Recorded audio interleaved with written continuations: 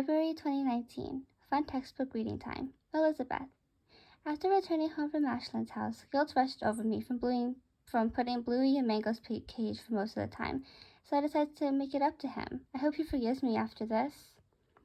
I had to read my textbooks and review lessons for all of my classes, but if I did it with Bluey in my room without any distractions, it might do the trick.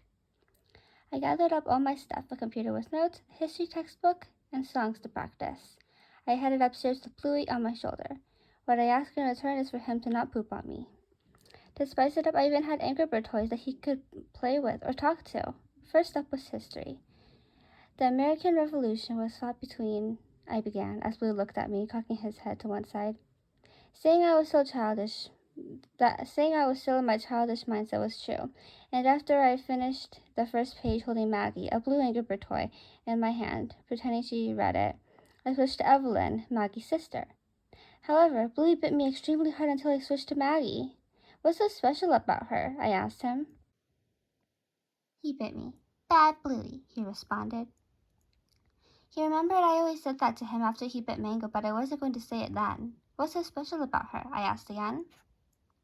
He showed me the answer instead of explicitly saying it to my face, chewing on the string on her head. Evelyn has one too, though, I pointed out. I tried to give him her string, but he backed up and continued chewing on Maggie's. Okay, I'll make her read the entire chapter. The victor of the war was America, I finished. Next up was science. In warm water, molecules move around more freely and faster, while the opposite happens in cold water. I also had a test on ATP, so I continued there as well.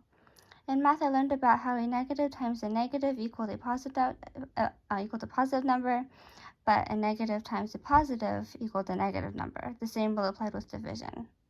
Bluey flew onto my shoulder and began to chew on me, but to my surprise, he hadn't pooped yet. Not on me, and not anywhere.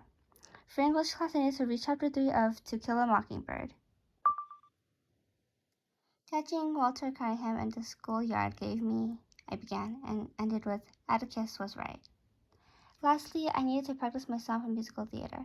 When I grow up, I will be tall enough to reach the branches, and that's not right.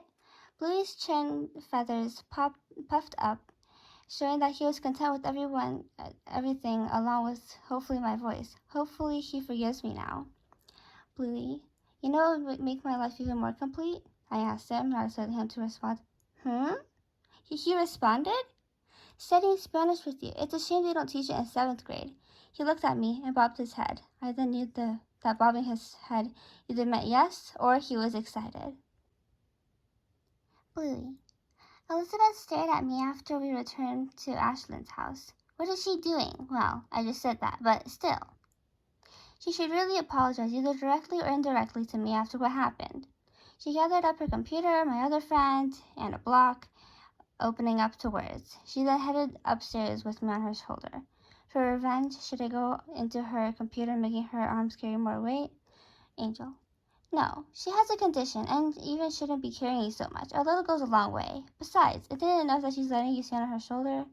How come she never told me anything? Whatever, nodded to the angel. You're only 30 grams, so do whatever you want, whether it's for revenge or for personal gain.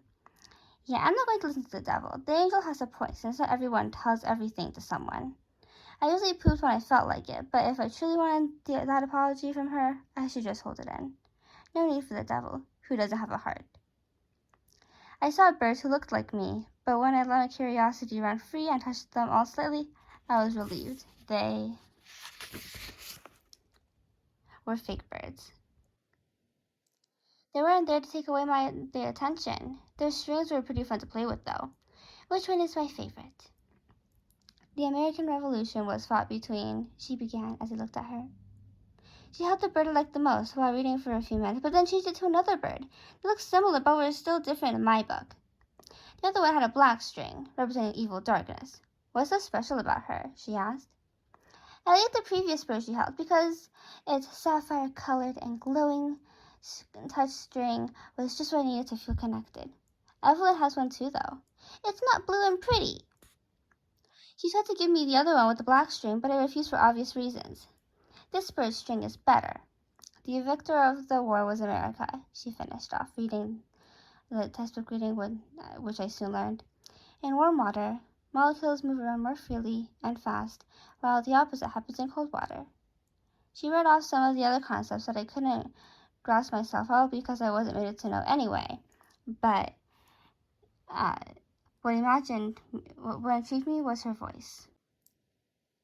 That elegant tone I finally harnessed was what was necessary. I flew onto her shoulder and began to chew on her hair. Okay. Her hair is good as well. Catching Walter Cunningham in the schoolyard, Atticus was right. When I grow up, I will be tall enough to reach the branches. Her voice was so beautiful when she sang. Too bad I can't sing it. Well, because I'm a budgie. We just need a cockatiel in this home. Bluey, you know what would make my life even more complete? She asked me. I'm supposed to respond, right? She seemed surprised and raised an eyebrow. Am I? Studying Spanish with you. It's a shame they don't teach it in 7th grade. I looked at her and bobbed my head. I wish Bubbles was here to enjoy this moment with me.